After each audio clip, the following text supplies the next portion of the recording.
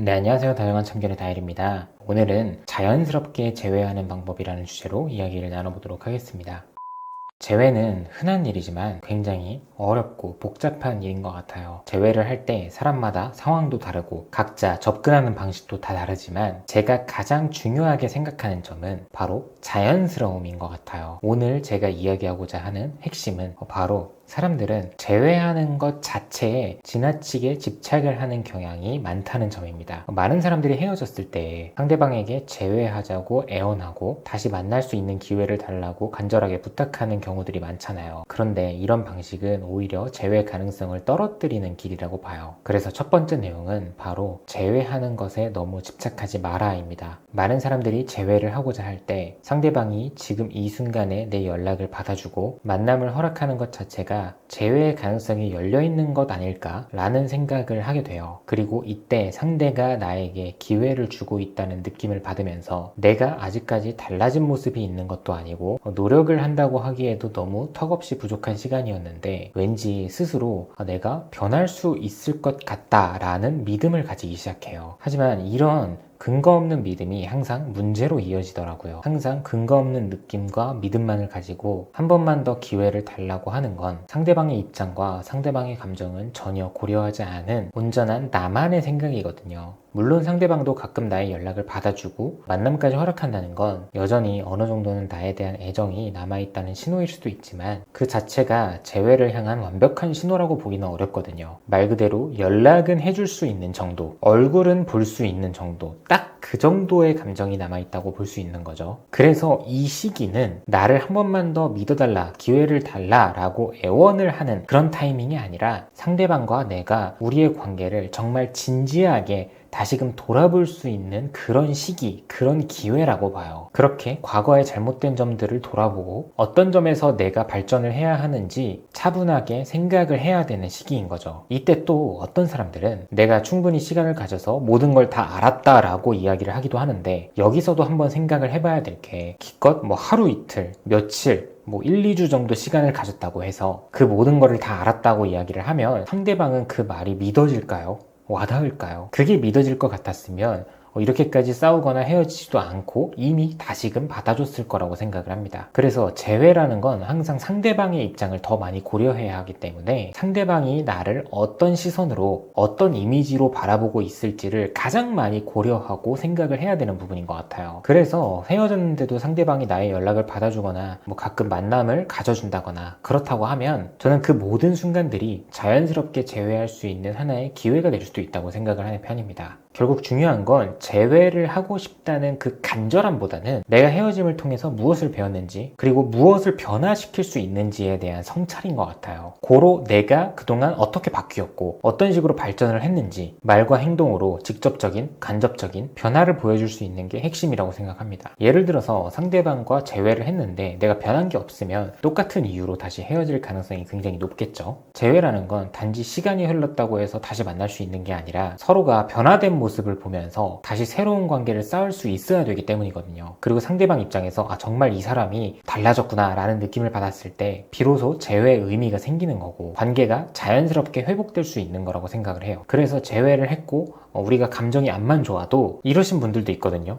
솔직히 우리도 달라진 건 없는데 그냥 서로가 서로의 이상형이고 너무 이성적 끌림이 커서 지금 다시 만나고 있는 거구나. 이런 사람들이 만나다 보면 어차피 또 똑같은 결과를 맞이하게 됩니다. 다음 내용은 바로 자연스럽게 재회하는 사람들의 특징인데요. 자연스럽게 재회를 하는 사람들은 헤어짐을 단순히 두 사람 사이의 갈등의 결과로만 바라보지 않아요. 쉽게 말하면 서로 어디 가서 상대방에 대한 이야기를 나눌 때도 서로 누가 더 잘했니 못했니 이런 류의 이야기만 하는 게 아니라 그때는 그 사람 입장에서도 그렇게 할 수밖에 없었을 것 같아. 나는 솔직히 충분히 이해한다. 그때는 그 사람도 어렸고 나도 어렸고 충분히 그럴만 했다고 봐. 그리고 그때 그 환경 안에서는 서로 그 모습이 한계였던 것 같아. 이런 식으로 되돌아볼 줄을 안다는 거예요. 그렇게 헤어진 시간을 통해서 자신에게 필요한 깨달음을 얻고 어떻게 더 나은 사람으로 거듭날 수 있는지를 끊임없이 고민한 그런 모습인 거죠. 다르게 말하면 상대방이 아닌 나 자신에게서 어떤 문제와 발전할 수 있는 방향성을 찾는 그런 태도였다고 볼 수 있죠. 그래서 이런 사람들은 재회라는 목표에 집착을 하기보다는 상대방에게 그동안의 나의 변화와 노력한 모습들을 행동과 말로써 자연스럽게 보여주려고 노력을 합니다. 그리고 여기서 또 하나 중요한 점은 자신의 변화가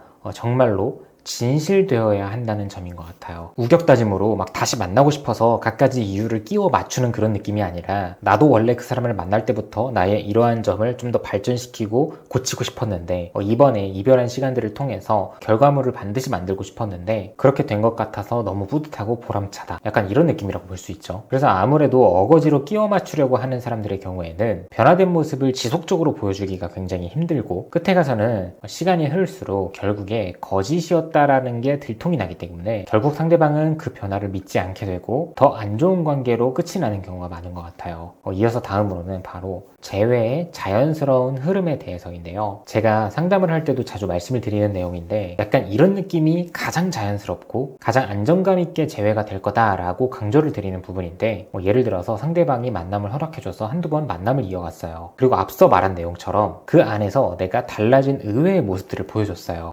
그러다 보니까 우리가 자연스럽게 연락의 빈도가 조금 더 늘어났네. 그러다 보니까 내가 최근 2주 사이에 이 사람이랑 3번이나 얼굴을 봤네. 그러다 보니까 이번 달에는 벌써 5번이나 만났네. 마지막으로 그러다 보니까 어쩌다가 손을 잡게 됐네. 포옹을 하게 됐네. 이런 느낌인 거죠. 그냥 이렇게 자연스러운 흐름대로 이어가게 되고 이쯤이 되면 스스로 생각을 했을 때도 뭔가 안정감이 있는 재회가 한 90%는 완성이 된 것 같다라고 느끼게 돼요. 그래서 이때쯤에 나오는 말이 우리 다시 만나는 거야?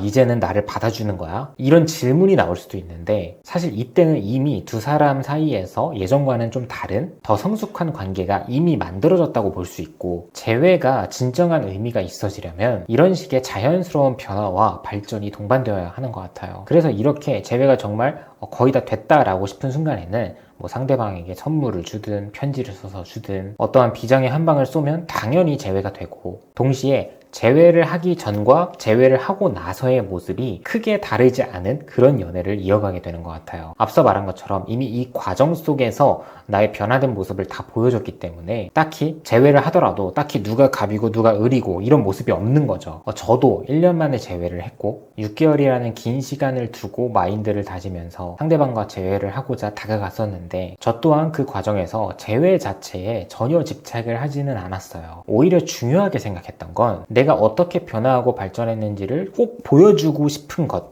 이거였죠. 그리고 내가 바뀌었다고 직접적으로 상대방에게 말을 하는 것보다는 상대방이 나의 변화를 직접 느끼고 또 다르게 말하면 나의 변화를 그 사람이 알아볼 수 있는 눈을 가진 사람이었으면 좋겠고 그 정도의 가치가 있는 사람이었으면 좋겠다. 이런 바람이 가장 컸던 것 같습니다. 그래서 시간을 천천히 두고 다가갈 수 있었고 결과적으로도 자연스럽게 재회가 이루어졌는데 여기서 이렇게도 생각을 해볼 수 있을 것 같아요. 한 가지 비유를 들어보면 우리가 회사 이력서를 쓸 때도 굉장히 심사숙고해서 쓰고 열심히 긴 시간을 할애하잖아요. 그리고 끝내 내가 정말 고생해서 이력서를 만들었어요. 그러면 마지막에 다시 한번 조금 더 고쳐보고 다듬어보기도 하잖아요. 이 과정 속에서는 누구나 정말 조심스럽단 말이죠. 그만큼 내가 오랜 시간 동안 공들여서 작성을 했기 때문에 뭔가 대충 제출하는 게 굉장히 아깝다라는 겁니다. 그런데 저는 제가 직접 해보고 결혼까지 해본 입장에서 재회도 비슷한 거라고 생각을 하거든요. 내가 노력을 하거나 바뀐 게 없으면 본인 스스로도 만들어낸 가치가 없기 때문에 오히려 쉽게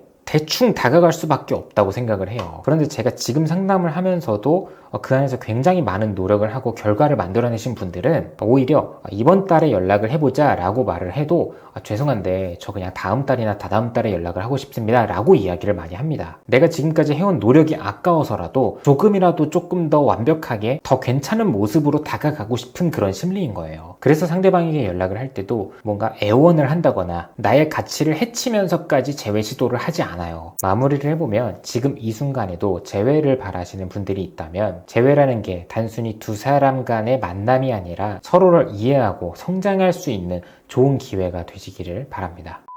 네, 오늘도 영상 봐주셔서 감사하고요. 지금까지 다정한 참견의 다일이었습니다.